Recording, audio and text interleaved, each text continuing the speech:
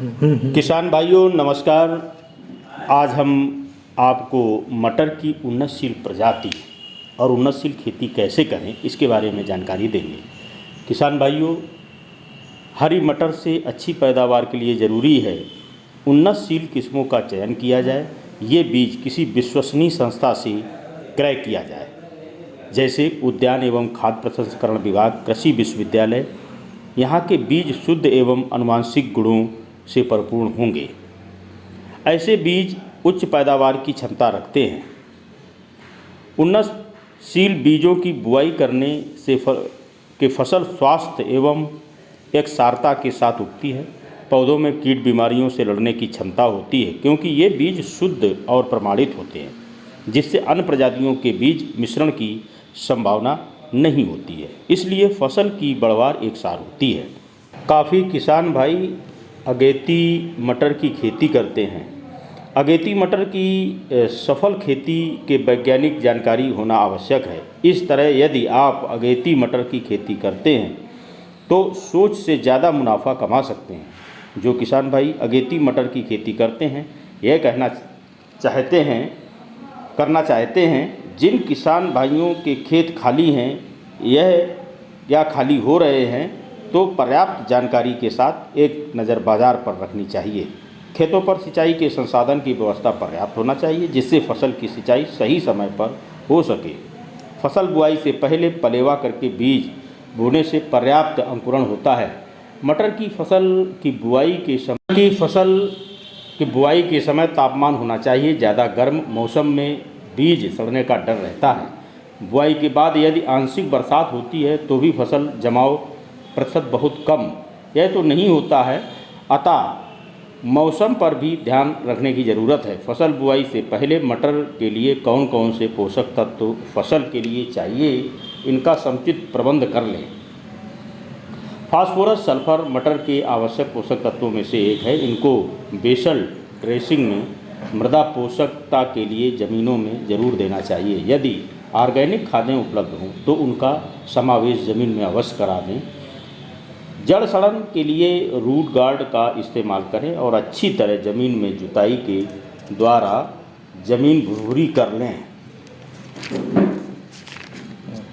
बीजों को बुआई से पहले बीज उपचार करना ज़रूरी रहता है। इसके लिए सीड ट्रीटमेंट 20 मिलीलीटर प्रति किलो बीज के हिसाब से मिला दें, या फिर इसके बाद छाया में जो है उसे किसान भाई सुखा लें और इसके बाद ही बुआई करें, जिससे बीज व भूमि जनित बीमारियों का अंकुरण के समय दुष्प्रभाव ना हो। अगेती मटर की बुआई 15 सितंबर से 30 सितंबर तक की जाती है, जिससे बाज़ार भाव अच्छा किसान भाइयों को मिल जाता है।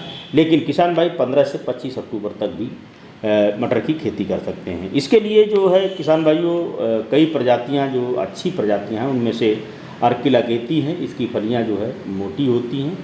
और काशी मुक्ति ये भी अगेती है। ये 60 दिन में जो है किसान भाइयों ये कट जाती है। 25 कुंटल प्रति एकड़ के हिसाब से इसकी जो है उपज हो जाती है। आज़ाद P3 ये चंद्रशेखर आज़ाद विश्वविद्यालय की प्रजाति है। ये 60 दिन में तैयार हो जाती है और 25 से 30 कुंटल प्रति एकड़ होता है। काशी नंदनी, काशी उदय, पंत मटर, पूसा श्री, विवेक मटर, ये बहुत सारी अच्छी प्रजातियां हैं।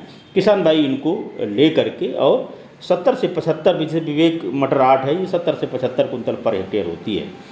तो किसान भाई बुआई के समय लाइन से लाइन की दूरी 20 से 25 सेंटीमीटर, पौधे से पौधे की दूरी 4 से 5 सेंटीमीटर तथा गहराई 3 से 4 सेंटीमीटर रखना चाहिए और इसके बाद पाटा लगा देना चाहिए। ये बुआई सुबह शाम करना चाहिए, क्योंकि इस समय टेम्परेचर ज़्यादा होता है। तो इस तरह आपकी फसल एकसारता से जमेगी और जब फसल आपकी जम आए बस 15-20 दिन के बाद खुरपी की सहायता से खरपतवार नियंत्रण करना आवश्यक है, क्योंकि ये फसल से प्रतिस्पर्धा करके आपकी फसल में जो दिए गए पोषक तत्व हैं उनको अपने में ग्रहण कर लेते हैं। तो इनको निकालना बहुत आवश्यक है। जब फसल आपकी ग्रोथ के समय हो उस समय नाइट्रोकिंग 40 मिलीलीटर, ग्रो 40 मिलीलीटर प्रति टंकी के हिसाब से पानी छिड़काव करेंगे तो आपकी फसल बहुत बेहतर होगी और फसल की एकसारता अच्छी होगी, फलियां अच्छी बनेंगी, बढ़वार अच्छी होगी।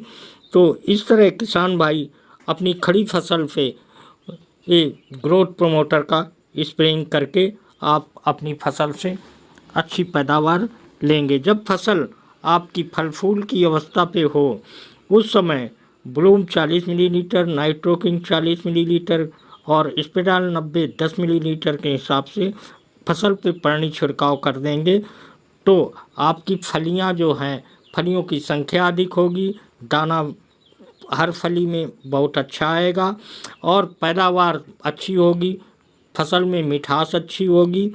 तो इस तरह आप अपनी खड़ी फसल का प्रबंधन कर लें और समय समय पे सामयिक जैसे पाउडरी मिल्ड्यू आता है उसके नियंत्रण के लिए नियंत्रण करते रहें।